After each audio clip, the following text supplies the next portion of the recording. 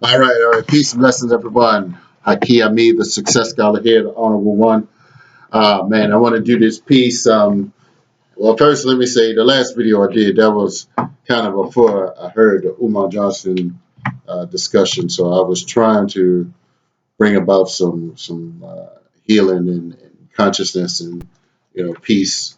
But, I was talking to a brother about this issue, and he said, actually, I wouldn't mind hearing a debate, a a scholarly debate between Umar Johnson and Brother Seti. So here's what I want to offer. Since individuals may not necessarily would like to deal with Sinetta, and I believe that individuals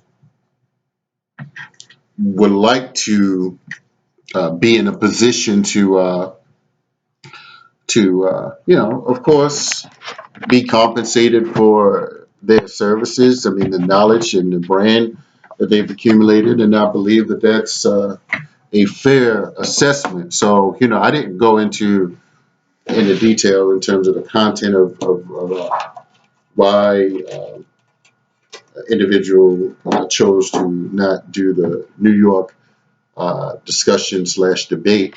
You can't necessarily make somebody work for nothing, and hopefully you can. The lessons learned is to do everything up front. Uh, do everything up front and ahead of time, explain and lay out all of the details of the discussion. So what I would like to propose is my brother. I ain't gonna put his name out there, unless he would like for me to. But a brother mentioned that he would like to see a scholarly debate slash no Nigra stuff.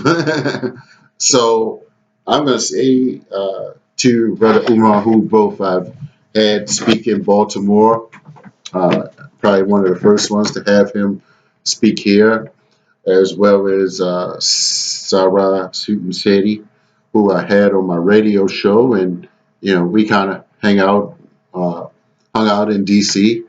area, in one of the times that he came to the DC area. So both of these individuals know me. I think a little later, there was some misunderstandings that I believe that I certainly am willing to not dwell on.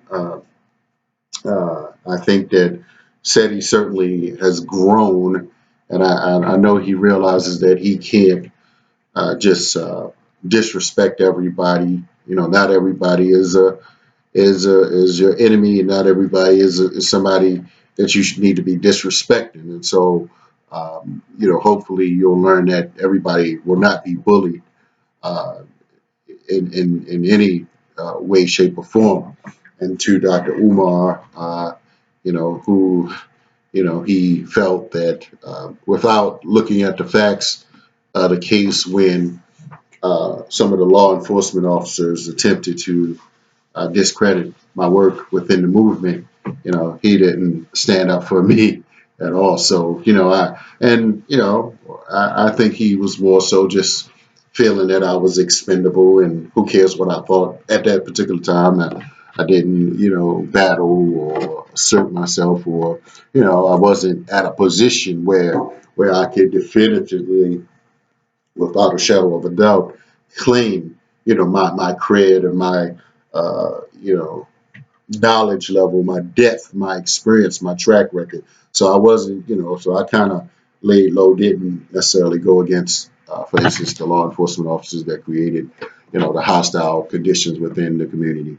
For those that, in the Baltimore area as well as DC that have this disdain and disrespect. But, again, I'm putting in the real work for sure. So I know that I'm actually doing some of the more relevant and practical work, and for our empowerment within our community. I'm connected to some of the more, empowered scholars out here, certainly, and I've laid that track record down. So what I'm saying I hope that you all will share this with SETI. My phone number is 410-209-9687. You know, it can be a scholarly discussion, just like we had some discussions with Dr. Wesley Muhammad, Brother Mukasa on Islam versus Ma'at in Baltimore. So, in case an individual may not have the desire to deal with the New York crowds, and I understand that for no debate about the details of that, but I want to offer to do this thing in Baltimore, a scholarly, mature debate where individuals can debate topics, not in Detroit, Seti's hometown, or not where Umar is already speaking, where he already got things lined up, but let's set up a mature, sophisticated, classy scholarly debate. No name calling, no calling a brother albino, no midget comments, no calling people fat or tall or skinny, talking about people's skin tone or who sleeping with who, who got women. You know what I'm saying? Like, come on. I mean, like, really, is that relevant to our people's development and empowerment? And if you all feel that way, if you all feel that's how you score points to say that I'm a better, prepared leader than how many women I have or how many you slept with, like, man, we could watch that on damn Housewives of Atlanta or Jerry Springer or Maury Povich.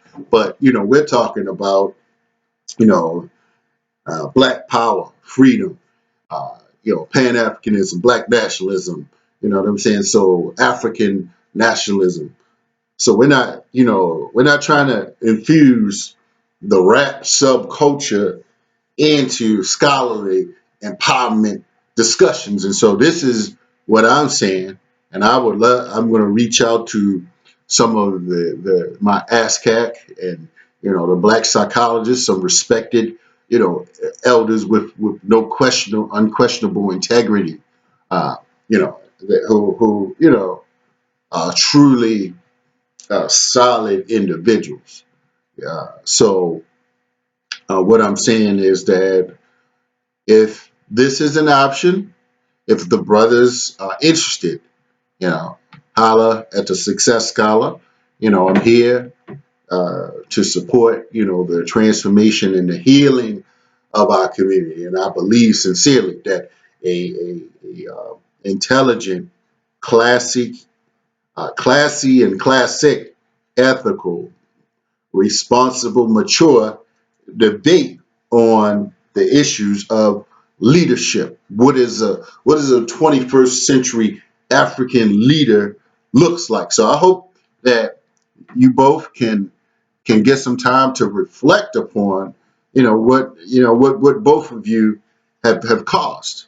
And I think that both of you, and Seti has grown. I really don't think that um, he's not like a thug like that anymore. If he was at one time, you know, I think he's lived a life where he not going out here fighting people and cutting people and trying to stab others. I mean, so I think he can be civilized. Actually, when he came on my show, he didn't use profanity. So I know that he has some, potential, and you just have to learn how to maneuver that. So I'm trying to bring, my brothers up, and brother Umar, I don't know why he tried to sound like that. It's like, you don't have to do that. But I understand that people have disagreements, but I don't think that particular disagreement wasn't that extreme. Again, um, to say that people need to sit down with the elders or something like that. It's like, okay, this brother want to eat. He want to be paid for his services, and I don't know what the details are. I'm not going to say that, but apparently, what started it was the fact that he wanted to be paid for his services, for bringing what he perceived as bringing the people Capitalist society, whether we like it or not, people can put a perceived value on the depth of their knowledge or the influence that they have. And whether it's real or imagined, I say that's, for others to decide. But I want to say let's do this in Baltimore. Let's set it up for hell. Give it some time, like 60 to 90 days. Let's put it out there some time ahead.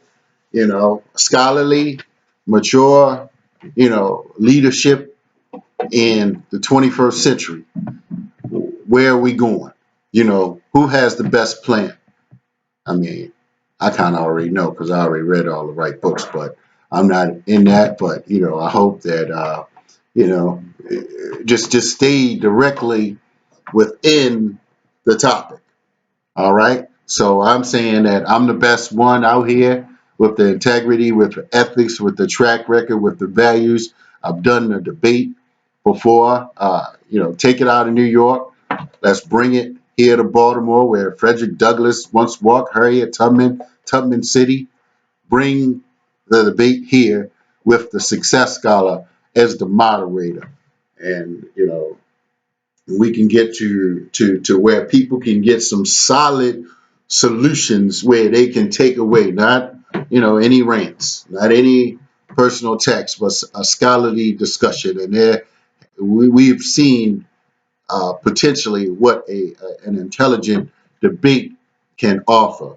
And so I'm not against debates for the sake of debating, but if we can have an intelligent discussion where you can throw your jabs, but let them be scholarly jabs based upon people's comments about freedom and liberation. So that's all I have to say, man. Hate on me if you want. Success Scholar, HAKI.com. That's my site. So let's continue to move forward. Peace.